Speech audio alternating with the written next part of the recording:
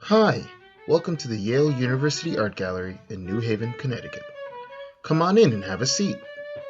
This is Stories in Art. Please feel free to pause the video whenever you'd like to get a closer look at the artwork. Enjoy!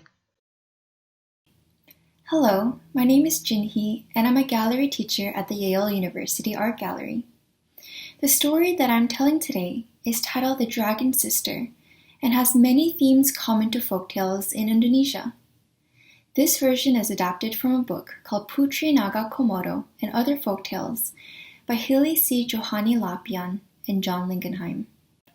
As I tell the story, we will look at the sculpture titled Naga, which means dragon snake. This sculpture was made about 100 years ago in Alor, Indonesia. It was made by an artist whose name we no longer know. Take a close look. What do you notice? When I look at the sculpture, I see the pattern of scales on the naga's body, and that the sculpture has a few different colors. I also notice that the naga has horns and pointed teeth. Keep looking to see what else you notice while I tell the story. In Indonesia, long ago, there was a village high up in the mountains. The chosen leader of the village was a man named Empu Najo. Empu Najo had an unusual family. He was raising twins, a boy who was human named Sigorong, and a girl who was a dragon named Ora. She looked similar to many of the lizards that lived beyond the boundary of the village. She had 2 ears that stuck out, 2 long horns, black scales, and sharp teeth. Growing up, the twins both ate and drank lots of goat milk and honey to get big and strong, but Ora grew faster. She was already exploring the village and climbing trees before her brother had even learned to walk. She enjoyed drinking the milk, but she was very interested in the neighbors' chickens and thought they looked delicious. When a neighbor complained, Empu Najo told his daughter, "I will give you meat, but you must leave the neighbors' animals alone." Time passed, and though Ora stayed away from the neighbors' animals, the villagers grew uneasy with the dragon living among them. But Sigurong and Ora were great friends and would play together. The two would climb trees or chase the birds through the forest. As they grew up, Sigurong spent most of his time in the village, and Ora started spending more time in the forest and the savannah. One day, Ora was gone the entire day, and Sigurong was worried that she might not come back. His father reassured him that all would be well. That evening, Ora did return to their home. Sigurong was so happy to see his sister and gave her a big hug. Empu Najo thought to himself that she must have visited with the wild dragons and lizards of the savannah. Ora stayed near home for a few days, but then she once again grew restless. This time, she was gone for over 2 days, and when she returned, she wasn't hungry. Empu Najo knew she had learned to hunt.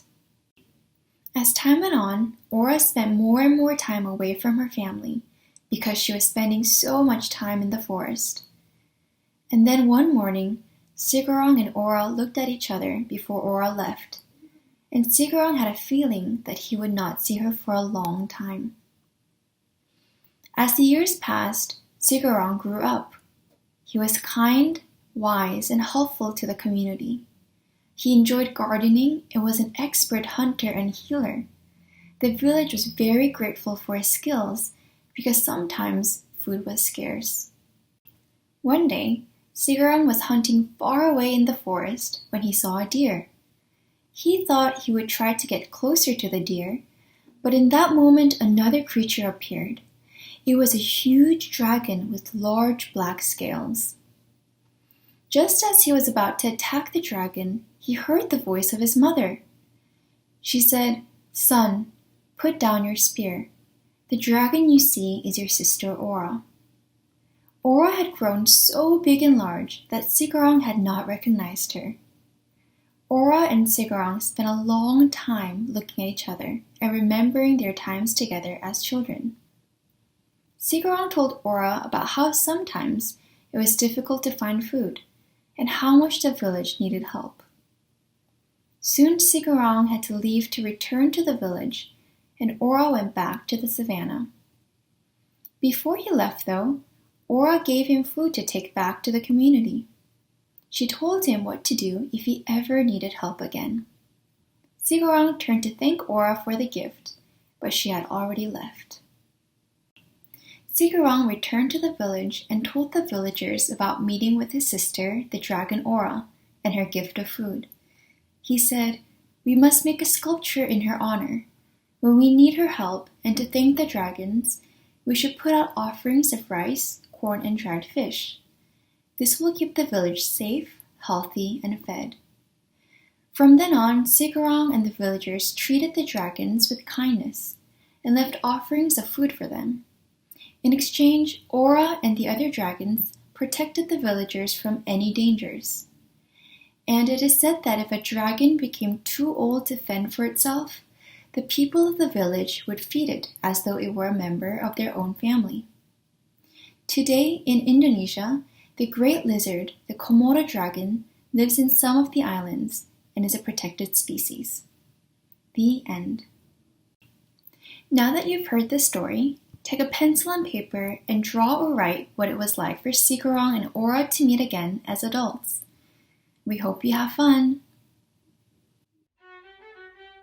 Thank you for joining us for Stories in Art at the Yale University Art Gallery. We hope you enjoyed listening and looking with our storytellers.